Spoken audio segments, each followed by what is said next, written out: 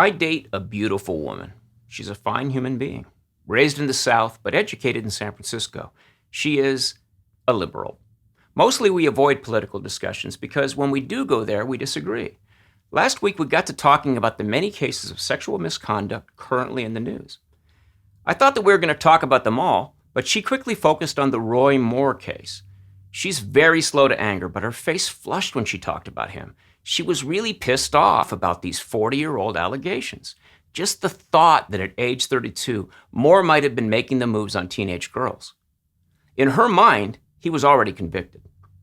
Somehow, though, she had no emotional reaction to the far greater number of such cases being exposed on the other side of the political spectrum. I asked her why the Roy Moore thing bothered her so much. It's the hypocrisy, she said. He supposedly stands for traditional moral values. That holds him to a higher standard. That's the crux of it. You see, a guy who stands for something cannot be forgiven if he violates the code that he advocates. She was not mad at the Democratic grabbers and gropers. Why? Because they don't advocate for traditional moral values. Therefore, when they whip out their willies, they're being creeps, but not hypocrites.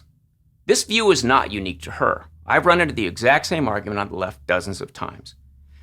Now, I could go into an explanation of why men need social constraints, like Roy Moore's 10 Commandments. I could explain that whether or not they admit it, all human males are capable of some pretty lewd activities. But I trust that you all know that stuff. Let's just stick to the hypocrisy issue, because my lovely and talented female companion is totally ignoring the wall-to-wall hypocrisy on her side of the aisle, while fuming about a single example of it on mine. What is hypocrisy anyway? It's the advocating of a behavioral standard for others while exempting oneself from the same rules, right? So, the mashers in democratic politics and the entertainment field who never stop talking about women's rights are truly hypocrites. Because even while they are scolding men for objectifying women or disrespecting women, they are both objectifying them and disrespecting them. As I said, all men are susceptible to this stuff. Men are born to inseminate women. That's our biological job. And when a guy starts to see himself as the alpha male, he starts to see all the women around him as his women. This is why, before second wave feminism, we discouraged women from meeting alone with powerful men. Duh. The only way to get men to fully control their aggressive sexual natures is to hit them hard and constantly with the values that demand self-control.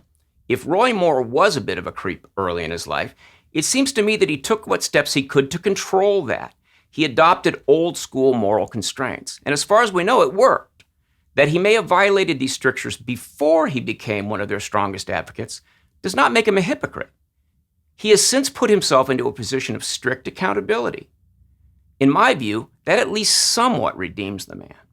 On the other hand, people like Al Franken, Harvey Weinstein, Charlie Rose, and John Conyers teamed with feminists to get more women into the workplace.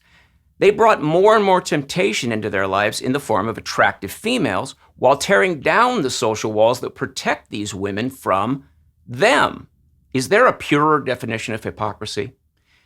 And look at how many left-wing women covered for them. Everybody from Ashley Judd to Cokie Roberts knew about this culture of powerful pervs and said nothing until it served them personally to do so.